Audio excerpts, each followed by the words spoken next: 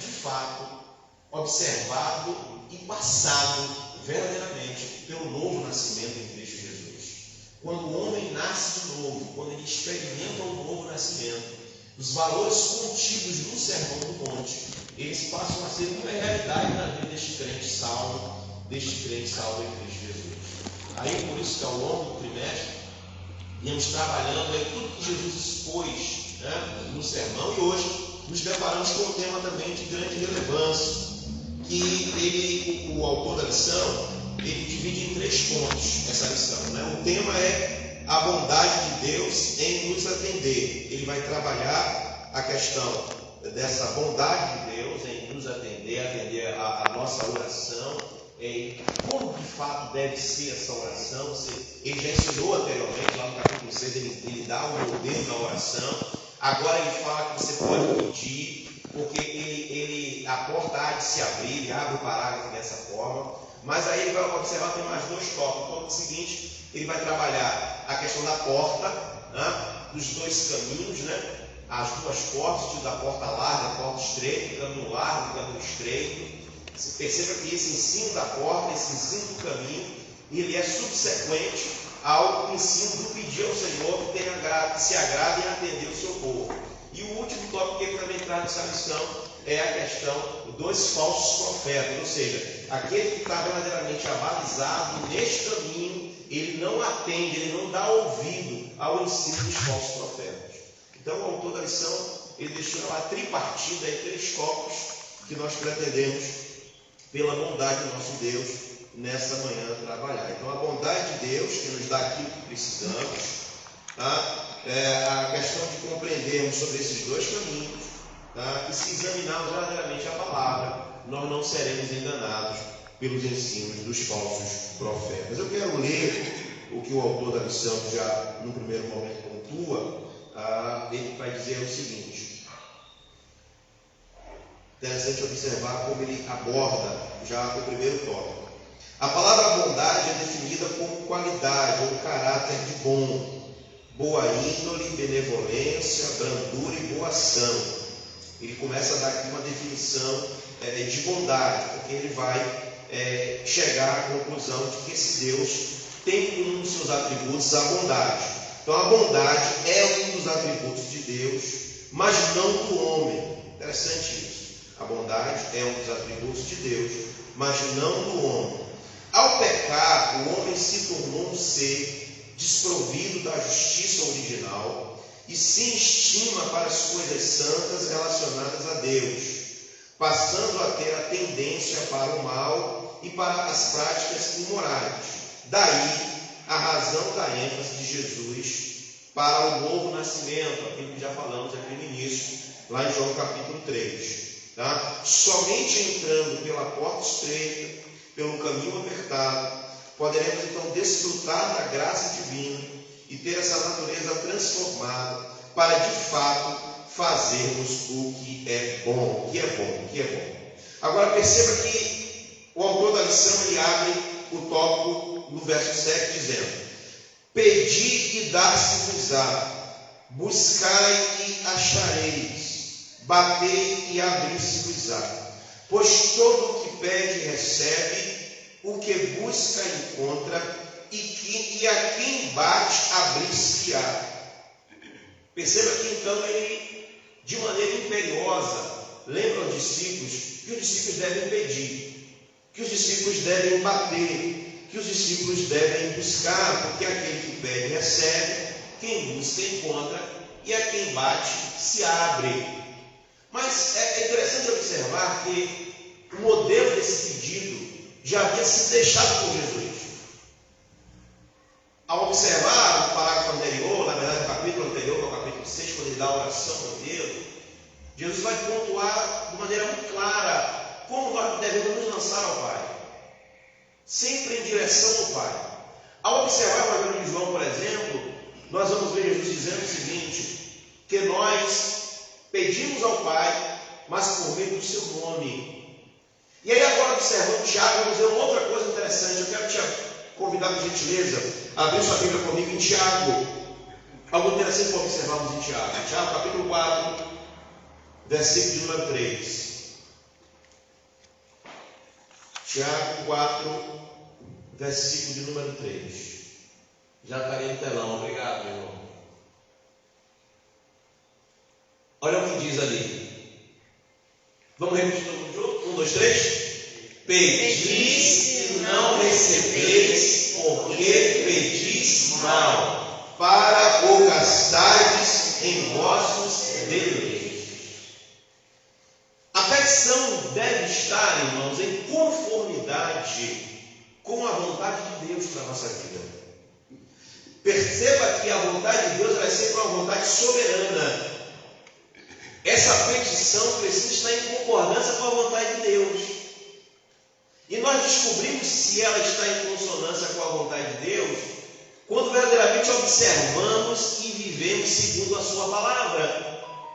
Daí então nós precisamos sempre ter como ponto de partida para estudar o Sermão do Monte. Eu sou muito incisivo nisso. A gente precisa ter sempre como ponto de partida o novo nascimento, que está lá em João capítulo 3. Jesus disse para Nicodemos que o homem não podia entrar no reino de Deus se ele não nascesse de novo. Porque o homem que nasce de novo, ele é renovado, ele é regenerado pelo poder do Espírito Santo. Ele é alcançado pela palavra, ele é lavado por essa palavra, ele é regenerado, ele é renovado pelo Espírito de Deus. E agora esse homem que é uma nova criatura, que tem o Espírito de Deus habitando dentro dele, ele agora passa a viver segundo a vontade de Deus, porque ele se agrada em obedecer a Deus. E a vontade de Deus está esposada, está exposta, está relatada, foi deixada para nós por meio da sua palavra. Então perceba que Tiago faz uma abordagem aqui nesse capítulo 4, quando ele diz: vocês pedem e não recebem, porque vocês pedem mal, vocês na verdade pedem para esbanjar os seus prazeres. Vocês não pedem em concordância com a vontade do Pai. Vocês não conseguem compreender que vocês estão vivendo nessa terra como peregrinos, como passageiros, como viajantes, e que aqui nesse mundo o Senhor Deus é aquele que tem a condição plena e total de dar uma vida de paz, no sentido de você ter como Senhor de sua vida, de suprir as suas necessidades, ser suficiente para você, e que as coisas que você vive, que você passa aqui, você sempre está vivendo aqui, mas está anelando pela fé alcançar a vida eterna. E ao ter esse olhar voltado para a vida eterna, ao ter esse olhar voltado para o porvir, ao ter esse olhar voltado para a Sião celestial, quando você pede em concordância com a vontade do Pai. Porque você já não pede no sentido que diz Tiago, para esbanjar com os seus prazeres. É de altíssima relevância observarmos isso, porque é uma mensagem direta para nós. Perceba, nós estamos estudando os valores do reino de Deus, nós estamos estudando o Sermão do Monte, nós estamos em Mateus capítulo 7. Jesus está dizendo: peçam que vocês serão atendidos, batam que a porta há de se abrir. Mas ao mesmo tempo nós traçamos um paralelo e olhamos para Tiago, e Tiago disse que nós pedimos mal, e não recebemos porque pedimos mal. Então se faz uma necessidade de avaliarmos o que estamos pedindo, de que forma estamos pedindo e como estamos pedindo. Precisamos refletir sobre isso, precisamos pensar nisso. Eu quero ler com os irmãos o Salmo de número 23. Todo mundo conhece esse Salmo. Salmo 23, versículo 1. O que é que diz lá? O Senhor é o meu pastor, nada me faltará. Vamos ler juntos? 1, 2, 3. O Senhor é o meu pastor e nada me faltará. A profundidade deste salmo é imensa. O salmista, ao começar a escrever esse salmo, ele revela uma dependência plena em Deus. Ele reconhece que de fato ele depende de Deus e que ele, o salmista, de nada tem falta, porque Deus é o seu pastor. É aquele que o guia, é aquele que o conduz, é aquele que o direciona. Perceba que o salmista, ao pensar desta forma, entendo total e completa dependência de Deus, certamente ao pedir a Deus, ele vai pedir conforme a vontade de Deus, porque ele depende de Deus. Tem dependente de Deus aqui nessa manhã? Ao dependermos de Deus, ao reconhecermos essa dependência, irmãos, então agora conformidade com Ele. Porque eu estou mastigando esse texto de Tiago 4 e estou me enquadrando nele. Olhando para mim mesmo e dizendo: Senhor, eu sou um desses que pede e não recebe porque peço mal. Olhando para esse texto, eu fico imaginando a graça e a vontade de Deus, que me dá a oportunidade de me dar tudo aquilo que preciso para viver nesta terra e ainda me dá o bem maior que o homem pode ter, que é a vida eterna. Como tem sido a sua oração?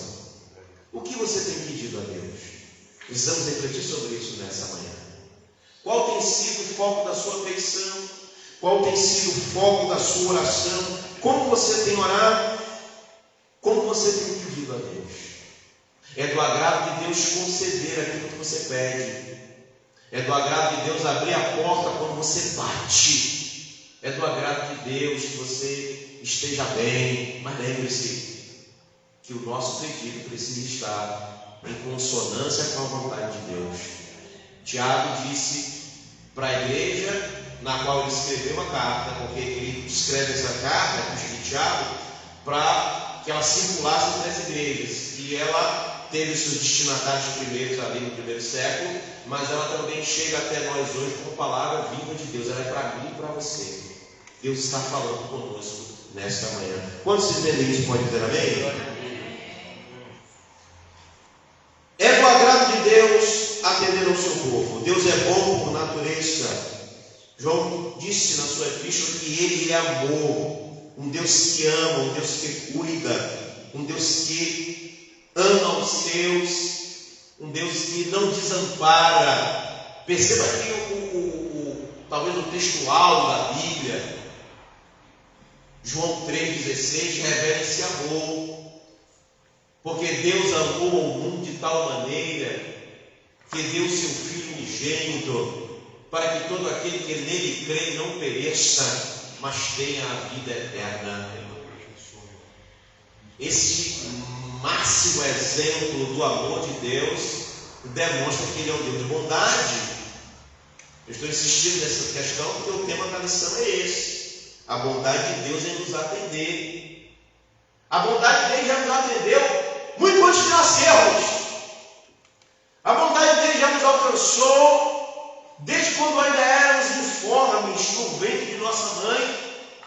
A bondade dele nos alcançou, irmãos, desde antes da fundação do mundo. Precisamos ser gratos a Deus, porque o seu plano salvífico, o seu plano salvador é desde antes da fundação do mundo.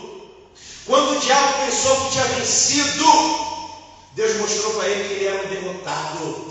Quando ele enganou os nossos pais no jardim do Éden, e Adão, então, de maneira deliberada, e quanto mais juntamente com Eva, desobedeceram a Deus, comendo do fruto, e o pecado entrou no mundo. Pareceu no primeiro momento que o diabo havia vencido, mas então Deus mostrou a sua bondade em nos atender. Ele mostrou a sua bondade em nos atender, deixando claro para a serpente, porque o diabo estava incorporado na serpente, ali em Gênesis capítulo 3, de que da descendência da mulher viria aquele que esmagaria a sua cabeça. E todo o Antigo Testamento se desenvolve, e Deus preparando esse plano salvador, que iria se revelar no Novo Testamento, na pessoa de Jesus Cristo. E quando Jesus vem ao mundo, o mundo espiritual louva, os anjos louvam no céu, aparecem os pastores no campo lá em Belém, e os pastores vão até Belém, entram na cidade, e ali o Messias, o Salvador do mundo, estava naquela manjedoura. A bondade de Deus em nos atender, em enviar o seu Filho Jesus para nos salvar. Estávamos perdidos em nossos delitos e pecados, estávamos fadados à morte eterna. O que nós merecíamos era a morte eterna, mas Deus enviou o seu Filho para que morresse na cruz do Calvário em nosso lugar e nos desse então o acesso à vida eterna, coisa que nós não poderíamos alcançar pelos nossos esforços. Se tivermos isso aqui que eu acabei de falar em mente, toda vez que você orar pedindo alguma coisa a Deus, você já vai orar com ações de graças.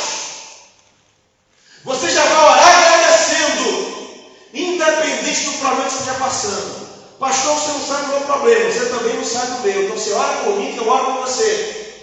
Mas se eu e você, ao dobrarmos nossos joelhos e nos lançarmos para orar e pedir a Deus, como diz Mateus capítulo 7, se batermos na porta dele com fé, pedindo, com essa consciência de quem já nos atendeu primeiro, nós já entramos nesse pedido vencendo. Nós já entramos nesse pedido como vencedores. Nós já entramos nesse pedido gratos de que Deus nos ouve e não nos deixa sós. Quantos compreendem isso? O tema da lição é a vontade de Deus nos atender. Precisamos ter essa compreensão, porque Ele já nos atendeu primeiro, irmãos. E que agora é do agrado dele que tenhamos paz, tenhamos paz. Jesus é suficiente para você. Jesus é suficiente na sua vida. Jesus é suficiente para nós, irmãos. Por isso que oramos com ações de graça. Sabe comigo, por gentileza, a Epístola aos Colossenses. Aos Colossenses, capítulo número 4.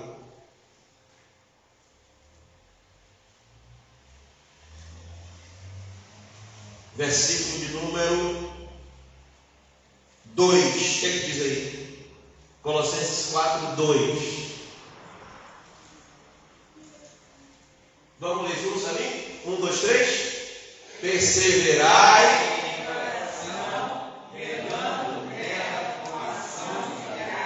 Oh, glória a Deus! Anote esse versículo na tábua dos vossos corações. Que profundidade é a Bíblia Sagrada!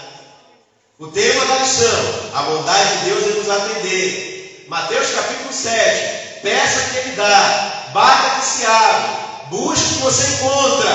Aí você encontra nessa mesma concordância o apóstolo Paulo, inspirado pelo Espírito Santo, escrevendo aos Colossenses, ele diz: perseverem na oração, insistam em orar, mas estejam vigilantes ao orarem, sempre com ações de graças, orando e agradecendo, pedindo e agradecendo, sendo grato o tempo todo.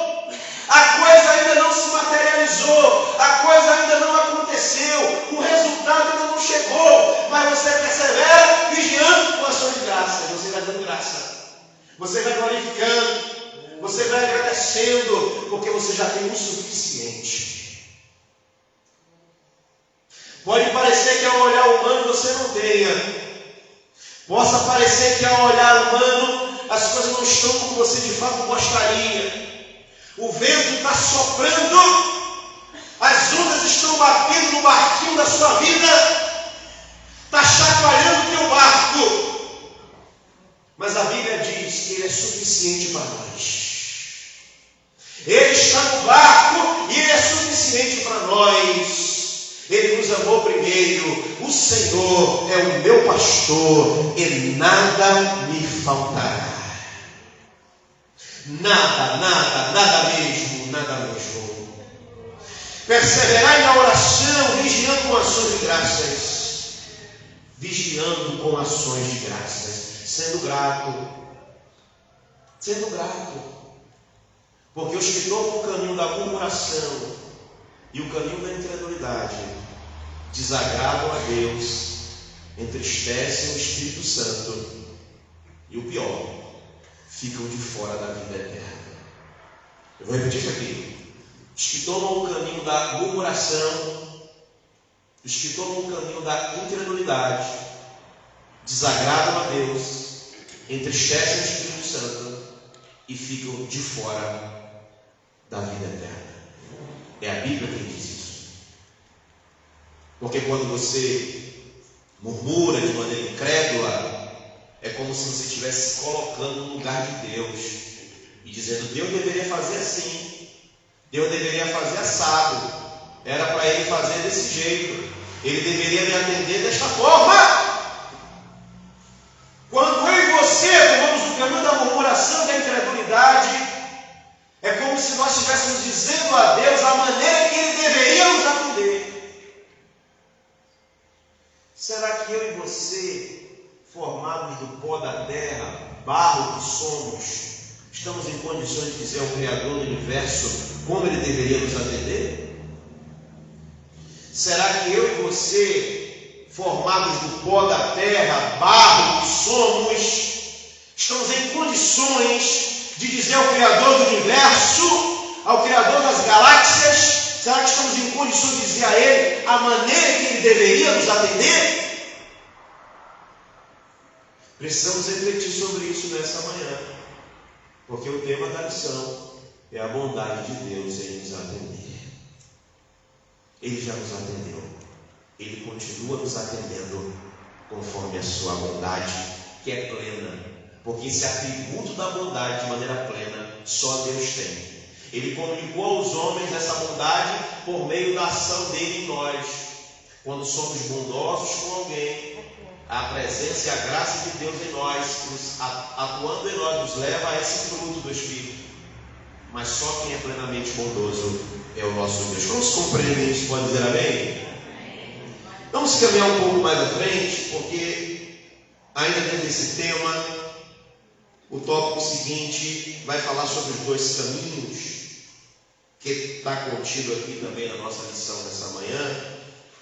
Mateus capítulo 7, o versículo 13 e 14 diz assim: entrai pela porta estreita, larga é a porta e espaçoso o caminho que conduz para a perdição, e são muitos os que entram por ela, porque estreita é a porta e apertado o caminho que conduz para a vida, e são poucos os que acertam com ela.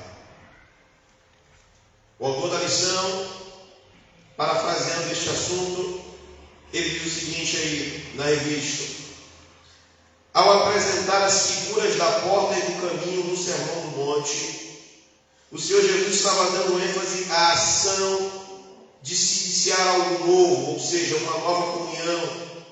A porta fala de acesso a uma nova e viva experiência com Jesus.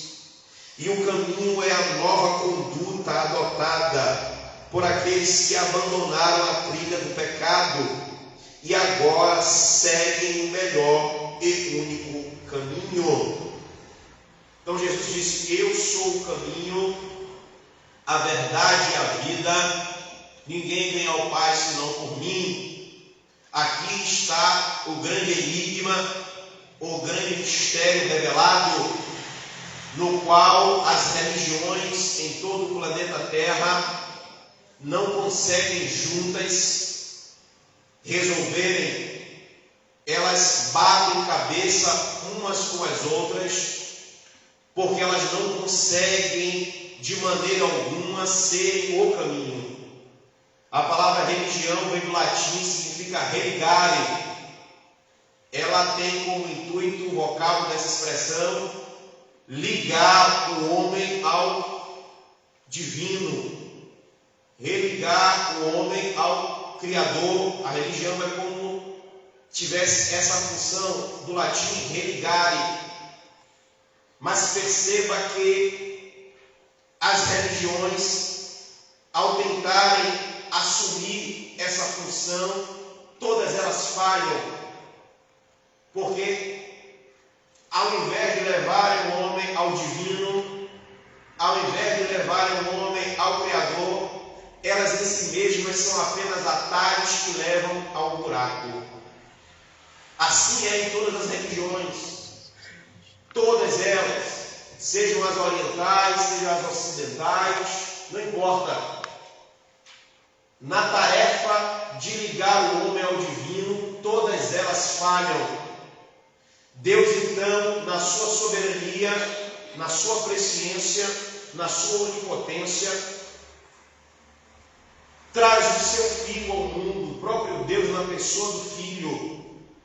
E agora, então, Jesus afirma de maneira clara que Ele é o caminho para se chegar a Deus.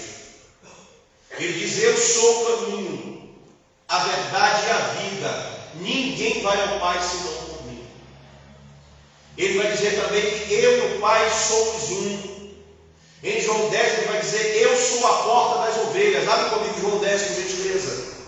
Estamos trabalhando o tópico 2, que fala da porta, que fala dos dois caminhos.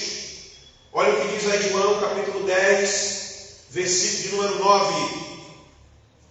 João 10, vou ler na verdade a partir do versículo 7. João 10, a partir do 7. Olha o que diz. Jesus, pois, lhes afirmou de novo: em verdade vos digo, eu sou a porta das ovelhas. Todos quantos vieram antes de mim são ladrões e salteadores, mas as ovelhas não lhes deram ouvido. Versículo 9: eu sou a porta, se alguém entrar por mim, será salvo, entrará e sairá e achará pastagem. Quantos podem dizer amém pela palavra de Deus? Jesus afirma que Ele é a porta. Ele diz que Ele é a porta das ovelhas, aqueles que passam por essa porta, diz Ele, os que entram por Ele serão salvos, encontrarão nele, sairão e acharão pastagem. A ovelha precisa justamente de pastagem, ela precisa de tranquilidade para pastar. Jesus diz que Ele é aquele que proporciona isso ao homem. É interessante observar essa afirmação de Jesus, quando Ele é a porta, quando Ele é o caminho, porque em Mateus 7, que é o tópico que estamos trabalhando, do Sermão do Monte, Ele diz que a porta é estreita. Ele diz: entrai pela porta estreita, porque estreita é a porta e apertado é o caminho que conduz para a vida. Versículo 14. E são poucos os que acertam com ela. Irmãos, o tamanho da porta é o tamanho do Evangelho.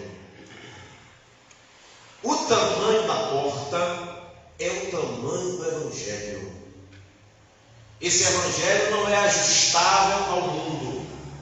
Esse Evangelho não trabalha em concordância com o mundo. Esse Evangelho não se ajusta com os valores do mundo. Esse Evangelho não se ajusta com os valores que os homens deste mundo levam às suas vidas. Não, esse Evangelho não. Esse Evangelho implica renúncia. Esse Evangelho implica anular-se a si mesmo. Esse Evangelho implica abrir mão dos prazeres temporários deste mundo e transitórios deste mundo. O tamanho dessa porta estreita é o tamanho do Evangelho. Os que foram alcançados pelo Evangelho e experimentaram o novo nascimento, e aqui eu vou voltar para o novo nascimento de novo, esses conseguem passar por essa porta.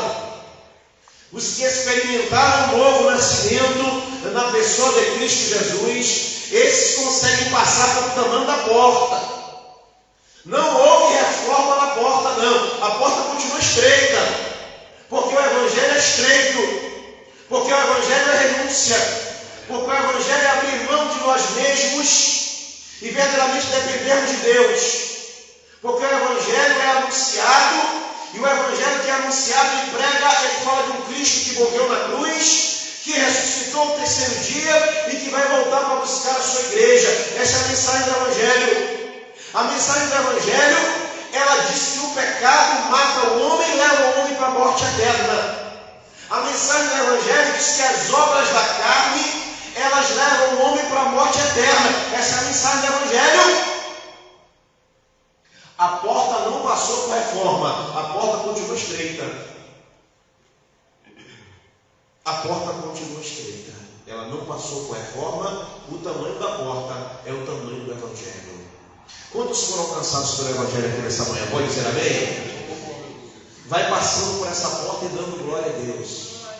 Vai passando por essa porta e confiando. Vai passando por essa porta e perseverando. Ainda que o mundo esteja caminhando totalmente ao contrário, ainda que ele esteja apresentando condições totalmente opostas, mantém-se firme no caminho estreito.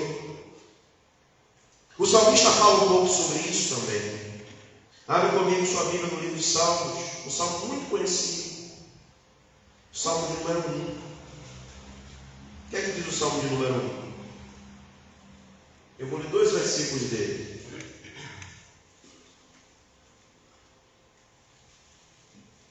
Salmo de número 1, versículo 1, diz assim: bem-aventurado o homem que não anda no conselho dos ímpios, não se detém no caminho dos pecadores. Olha o caminho aqui. Perceba como há uma harmonia na Bíblia maravilhosa. Nós estamos falando de caminho lá no Novo Testamento, e agora nós encontramos uma passagem no Antigo Testamento também falando de caminho. Perceba a harmonia da Bíblia. Perceba como o Antigo Testamento está preparando o plano salvador de Deus que vai se revelar no Novo Testamento. E aí o salmista, sob a inspiração do Espírito Santo, está de maneira muito clara, já falando do caminho que o homem trilha, o homem de Deus. Quando eu falo homem, eu me refiro ao homem e mulher, ao ser humano, tá? O homem, a mulher de Deus, o ser humano, o salvo em Cristo, aquele que experimentou o novo nascimento. O caminho que ele trilha é um caminho diferente. Ele diz: bem-aventurado o homem que não anda no conselho dos ímpios, não se detém no caminho dos pecadores. O que seria esse caminho dos pecadores? O que seria esse caminho de pecadores? Esse caminho de pecadores é essa porta larga de Mateus 7. Esse caminho espaçoso que foi modelado por Satanás, que foi modelado pelo diabo, que foi modelado pelo pecado. Esse caminho dos pecadores que o salmista fala no Salmo de número 1 é o mesmo caminho espaçoso de Mateus capítulo 7. Essa porta larga, esse caminho largo, aponta para os prazeres deste mundo, e a amizade com este mundo se torna inimiga de Deus, porque os que vivem em amizade com esse mundo vivem as obras da carne.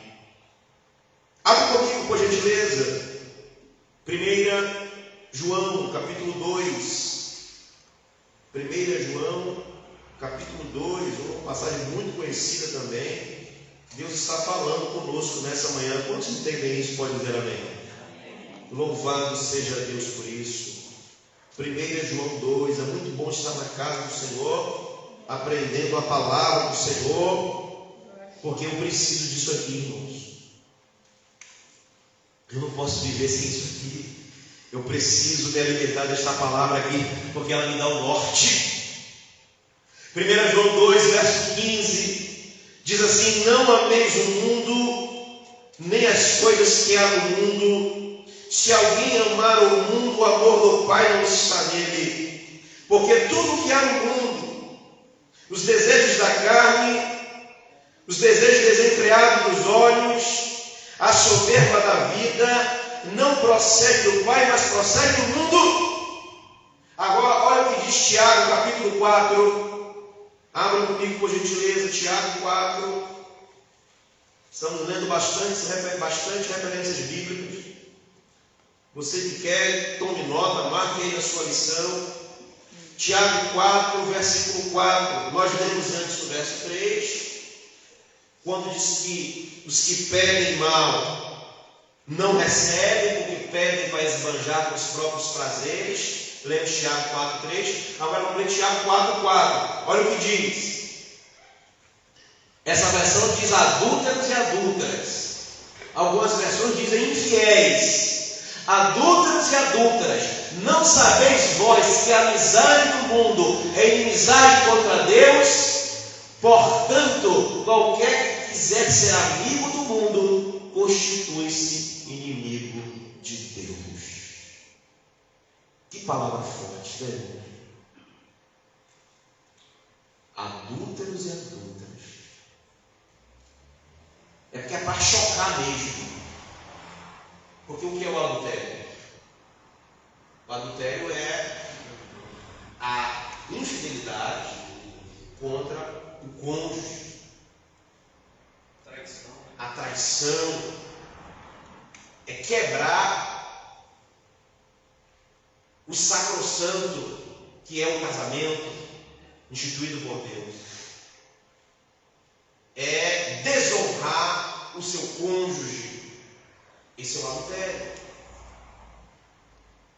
Deus, por meio de Tiago, mostra que a relação da igreja com Cristo é ilustrada numa relação marital, marido e esposa, onde a fidelidade tem o seu ponto central e principal, onde a fidelidade tem a sua coluna principal. Ou seja, a igreja, que é essa esposa, em outras passagens encontramos também como noiva de Cristo, ela precisa se manter fiel, porque a igreja que vai subir no arrebatamento, tem gente que acredita no arrebatamento aqui ainda, pode dizer amém? Eu sempre gosto de perguntar isso, porque estamos ensinando aí por fora que não vai ter arrebatamento mais não. Isso é mentira do diabo, hein? Deixa você entrar com teus ouvidos não, Jesus vai voltar e arrebatar a igreja dele, ele que falou isso. Eu creio nisso com todas as minhas forças. Quem pode dizer amém por isso? A igreja que há de ser arrebatada é a igreja fiel, não é a adúltera. A palavra é forte, é chocante, aqui é para chocar mesmo. Não foi eu que escrevi, foi o autor sagrado, inspirado pelo Espírito de Deus. Porque a igreja que vai subir, que vai ser arrebatada, ela é fiel ao seu Senhor. Ela tem Ele como seu Senhor. É na ilustração da esposa e do marido. Aí compreendemos então que o mundo é a amante, é a prostituta, na qual então a igreja não pode partilhar dos seus prazeres com ele, não pode partilhar de suas paixões carnais, efêmeras e transitórias.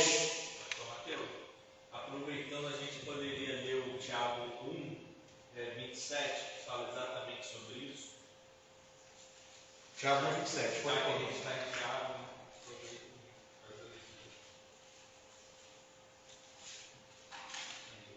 Vamos ler? 1, 2, 3. A religião pura e imaculada para com Deus, o Pai, é esta: visitar os órfãos e as viúvas nas suas tribulações e guardar-se da corrupção do mundo. Guardar-se da corrupção do mundo, manter-se imaculada, a esposa imaculada, a noiva imaculada, guardada para o seu marido, fiel ao seu marido. É disso que a Bíblia está a falar quando Mateus capítulo 7, tema da nossa lição, fala da porta larga e da porta estreita. A porta larga modelada por Satanás, a porta larga trabalhada por Satanás, aponta para os prazeres deste mundo, que distanciam o homem de Deus e o afastam da vida eterna. Abre comigo, por gentileza, Gálatas, capítulo de número 5.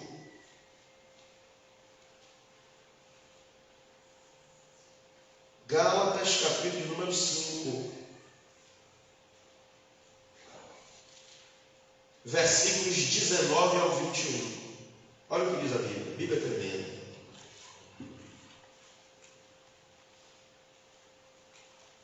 Gálatas 5, do 19 ao 21 diz assim: ora, as obras da carne são conhecidas e são prostituição, impureza, lascívia, idolatria, feitiçarias, inimizades, porfias, ciúmes, iras, discórdias, dissensões, facções, invejas, bebedices, glutonarias e coisas semelhantes a estas, a respeito das quais eu vos declaro, como já outrora vos preveni, que não herdarão o reino de Deus os que tais coisas praticam. Tudo isso que acabamos de ler em Gálatas 5 simboliza, na verdade, representa de maneira clara a porta larga e o caminho espaçoso, do qual muitos têm passado por ela. E aí, numa lição como essa, irmãos, precisamos refletir. Porque às vezes quando a gente ouve uma pregação, uma ministração, a gente pensa que a pregação é para todo mundo, menos para a gente. Não, a pregação é para a gente mesmo. A carapuça é para nós mesmos. Porque temos o erro de sempre pensar que só quem está perdido lá fora nos seus delitos e pecados é quem já está vivendo na prática obstinada do pecado, é que está suscetível ao pecado. Não. Nós também. O grande diferencial nosso, e esse é um diferencial maravilhoso, é porque ao reconhecermos o nosso pecado, nos arrependemos dele e confessamos a Jesus como nosso Senhor e Salvador. E aí então ele nos perdoou e nos deu uma nova vida por meio do lavar da sua palavra em nós e do seu Espírito que passou a habitar em nós. Mas nós ainda não chegamos no céu. Nós ainda carregamos a natureza adâmica. Nós ainda carregamos a natureza do pecado de Adão. E não podemos esquecer que nós temos 3 grandes inimigos. Não podemos esquecer disso. O primeiro, o diabo, Satanás e seus demônios. O segundo, o sistema babilônico que impera nesse mundo, que impulsiona os homens cada vez mais ao pecado e à morte eterna. Esse sistema que está trabalhando no mundo. E o terceiro inimigo, a nossa natureza humana. A nossa natureza carnal, que todo dia quer que o velho Mateus ressuscite de novo. Todo dia quer fazer o velho Mateus lembrar para ele voltar para o Egito. Mas aí a ação do Espírito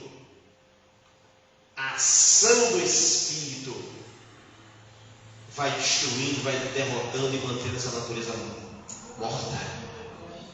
É por isso que em Gálatas 5, nós não lemos, mas está escrito aqui, nesse mesmo capítulo, de maneira muito clara, ele fala da oposição. Ele diz: porque a carne milita contra o Espírito e o Espírito contra a carne, porque são opostos entre si, para que não façais o que porventura seja do vosso querer. Gálatas 5,17. Então essa oposição diária, que nós não estamos vendo, mas está ocorrendo, entre a nossa natureza humana e a ação do Espírito de Deus dentro de nós. Se não estivermos atentos em relação a isso, a porta larga começa a tomar espaço, e o caminho espaçoso começa a tomar mais espaço ainda. É disso que Jesus está advertindo no Sermão do Monte. Porque a porta estreita conduz à vida eterna, e o texto diz que são poucos os que acertam com ela. E eu estou mastigando esses poucos aqui. Senhor, tenha misericórdia de mim. Me ajuda, porque eu preciso ser um desses poucos aqui. Eu preciso ser um desses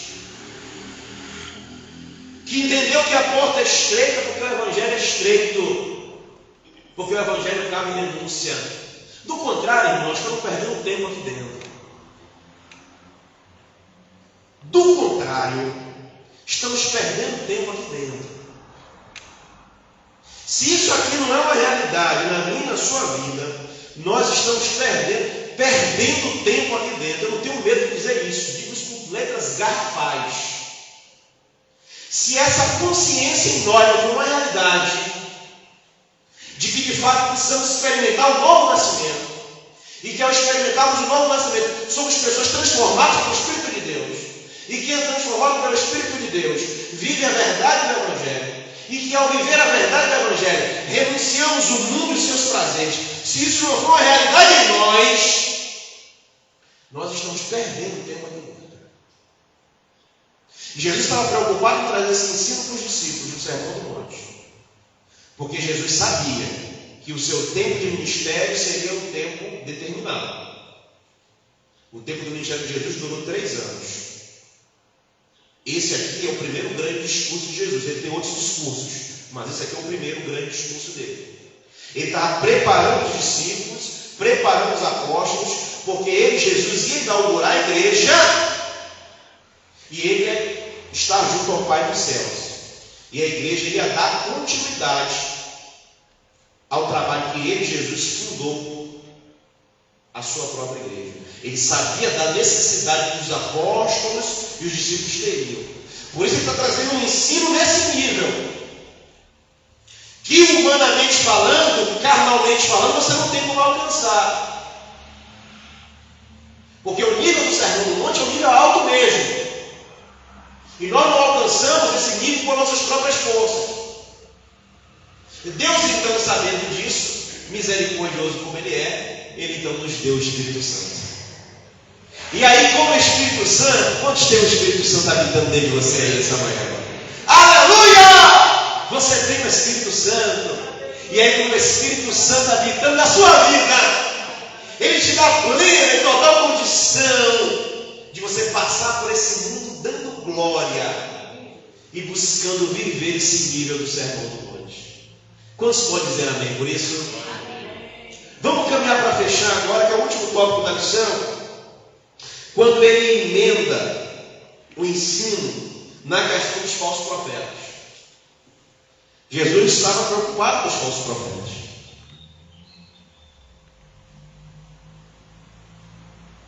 Porque os falsos profetas são terríveis. E o poder de destruição deles é grande.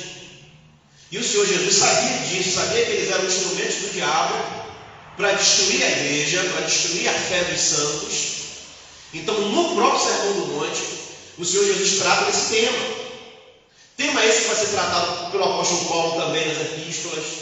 Tema esse que vai ser tratado também pelo apóstolo João, mais lá na frente nas suas epístolas também.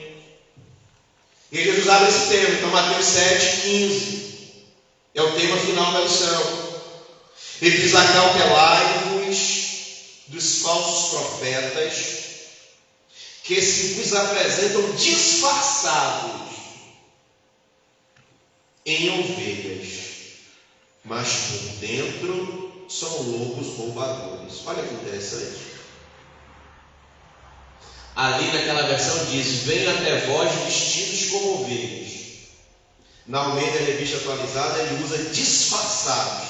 Eles se apresentam disfarçados em ovelhas, mas por dentro são lobos roubadores. Aí ele diz assim: pelos seus frutos os conhecereis. Ou seja, ele dá o antídoto, ele dá a solução contra os falsos profetas. Qual? Pelos seus frutos os conhecereis. Agora, olha o que ele diz: disfarçados em ovelhas. Eles anunciam um pseudo-evangelho, um falso evangelho. Um evangelho que não fala de renúncia. Um evangelho que não prega contra o pecado. Um evangelho que ensina o homem se manter na condição cômoda que ele está.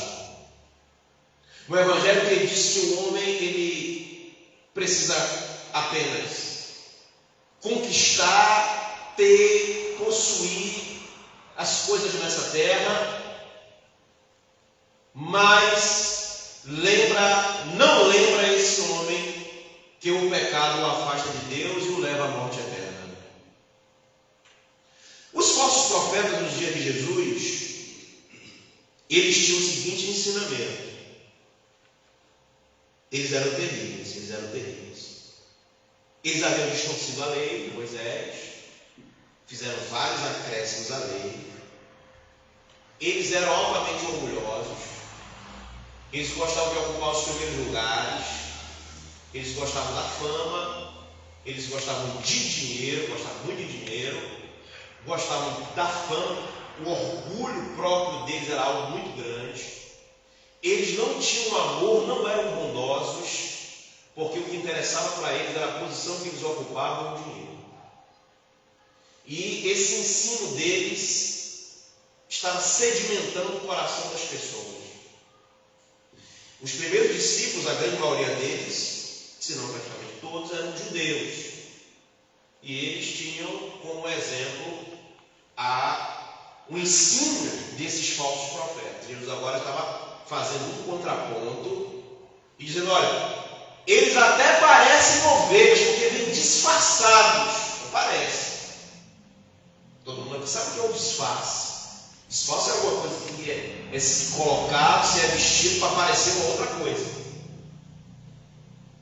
Uma coisa é quando já aparece na sua frente algo que você já consegue identificar, sem disfarce. Você já identifica o que é aquilo. Mas o procuro vem com disfarce. Aí não parece, no primeiro momento você olha e não parece. E esse pessoal estava levando os discípulos a um distanciamento da verdade. Um pouco mais à frente, já nos dias de João, quando eu digo nos dias de João, no sentido de ele ensinar a igreja, pastorear a igreja, porque o ministério de Jesus dura 3 anos, Jesus morre, ressuscita, passa no período de 40 dias, depois é assunto aos céus, a igreja é inaugurada, os discípulos vão ali dar continuidade ao trabalho da igreja. Então, os apóstolos escrevendo as epístolas da igreja, João tem um grande problema com os falsos profetas. Alguns queriam a igreja, inclusive, para eles próprios. Um camarada terrível. Abre comigo, por gentileza. Estou caminhando para fechar. A terceira epístola de João é uma carta bem pequena, mas é palavra de Deus também. Terceira epístola de João. O apóstolo João está escrevendo essa epístola e ele vai fazer menção ao nome de um camarada aqui. Olha o que diz o versículo 9 de terceira João. Diz assim: escrevi alguma coisa à igreja, mas Diótrefes, que gosta de exercer a primazia entre eles, não nos dá acolhida. Por isso, se eu for aí, farei lembrar das obras que ele pratica. Olha só, como o ensino de João, aqui na terceira epístola, está em concordância com o ensino de Jesus lá no Sermão do Monte de Mateus 7. A gente não leu lá em Mateus 7 agora que Jesus disse que os falsos profetas seriam conhecidos pelos seus frutos? Ele não falou assim lá? Pelos seus frutos os conhecereis? Aí agora João aqui na terceira epístola está dizendo a mesma coisa acerca desse camarada aqui. Olha o que ele diz: por isso, se eu for aí, farei lembradas as obras que ele pratica, ou seja, os frutos dele, proferindo contra nós palavras maliciosas. E não satisfeito com estas coisas, nem ele mesmo acolhe os irmãos, como impede os que querem recebê-los, e os expulsa da igreja. Olha como esse Diótrefes, falso profeta, servo do diabo, estava trazendo um grave problema à igreja. Aí João diz no verso 11: amado, não imites o que é mal, senão o que é bom. Aquele que pratica o bem procede de Deus, aquele que pratica o mal jamais viu a Deus. Esse camarada por nome de Diótrefes é um falso profeta, que está dando trabalho à igreja essa que João, o apóstolo João, era apóstolo, era bispo, era pastor. João é apóstolo, João é pastor de igreja. João andou com Jesus. João tem ali uma tarefa de tomar conta do rebanho do sumo pastor, o qual ele havia vivido com o próprio Jesus. Mas João está sendo impedido de exercer o seu apostolado, o seu pastorado sobre os santos, porque esse falso profeta se levantou. E o texto diz que ele fala palavras maliciosas contra João, não satisfeito com isso, não acolhe os irmãos e impede os irmãos de receber, mas expulsa os irmãos da igreja. Então eu quero traçar um paralelo aqui para a gente fechar, porque o último tópico dessa lição é justamente os falsos profetas. É de que se eu e você tivermos abalizados na palavra de Deus, nós jamais daremos ouvido aos falsos profetas, porque os frutos dele são frutos de morte, são obras da carne. Andam ensinando muita coisa por aí, andam pregando muita coisa por aí, andam entrando aí nos púlpitos das igrejas e andam fazendo muita coisa, tempos. Mantenha-se aclarado com a luminosidade da palavra de Deus. Deixe que a palavra de Deus ilumine realmente o teu caminho. Não abra mão do ensino sagrado da palavra de Deus, do ensino salutar e saudável da palavra de Deus. Eu louvo a Deus por servir a Jesus aqui na nossa igreja local, no nosso campo do Mutuá, porque nós temos um pastor que ensina a palavra de Deus nessa nossa igreja. E ele tem se esforçado para que em todo o campo, nas congregações, também ocorra a mesma coisa. Então não abra mão do ensino sagrado, para que o ensino dos falsos profetas estão sendo tão bem divulgados aí, não domine o teu coração. Porque essa teologia que está sendo ensinada por muitos aí, ela é caminho de morte eterna. Porque a teologia é saudável, ela aponta para a cruz de Cristo, o Cristo que morreu na cruz, por conta dos nossos pecados, que ressuscitou, foi assunto aos céus, inaugurou sua igreja e vai voltar para buscar um povo sem mácula, sem mancha. Quem vive em suas práticas deliberadas e proposital de pecado não tem comunhão com Deus. É o que a gente lê em Tiago 4. É adúltera, é infiel à obra de Deus. Que nesta manhã, irmãos, vamos encerrar essa lição. Eu quero te convidar para vocês se colocar de pé. Vamos fazer uma oração. Nós possamos levar o ensino do Sermão do Monte para a nossa vida. O trimestre está terminando. Domingo que vem já encerra esse trimestre. E a gente precisa levar esse ensino no nosso coração e na nossa vida. Deixa o Espírito Santo falar o teu coração. Esse nível altíssimo do Sermão do Monte é possível ser vivido por nós, porque Deus nos deu o Espírito Santo. O povo de Deus está aqui nessa manhã? O povo que deu o Espírito Santo está aqui? Então deixa Deus trabalhar e te guiar. Deixa Ele encher o teu ser. Medita na Bíblia Sagrada, ore ao Senhor, procure viver uma vida plena no Senhor. Não deixe que o pecado se anime na tua cabeça. Não deixe que as dúvidas tomem conta do seu coração. Mantenha-se fiel ao ensino da palavra de Deus. Deus está te contemplando. Deus está vendo as tuas lutas. Deus está vendo os teus problemas. Ele te ajuda. Ele é suficiente para você. Não abra mão de Jesus como teu Senhor e Salvador, o nosso Deus e nosso Pai. E na manhã deste dia, Senhor, nós queremos te agradecer pela oportunidade de estar na tua casa, chamada Casa de Oração. E nessa manhã, Senhor, de escola bíblica dominical, onde a tua palavra, ó Pai, falou aos nossos corações. Ó Deus, que ela encontre, ó Pai, um terreno fértil em cada coração, de modo que ela possa germinar, produzir a 30, 60, a 100 por um, para a glória de Deus.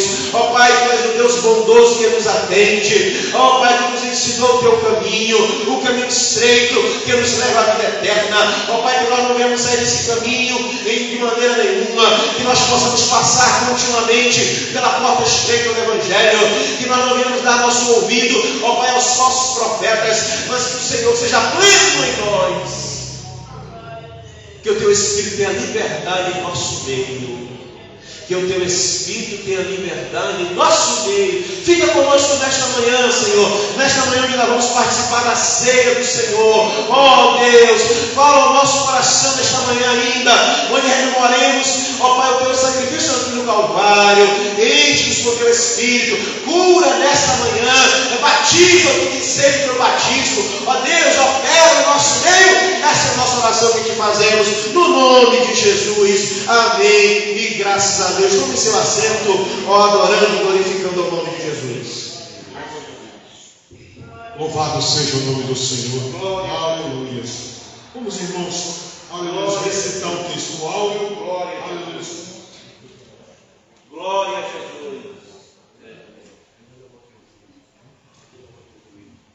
Glória a Jesus. Glória a Deus. Vamos no som em pé, recitar o texto áureo. Glória a Deus. Aleluia. Ao fim da contagem.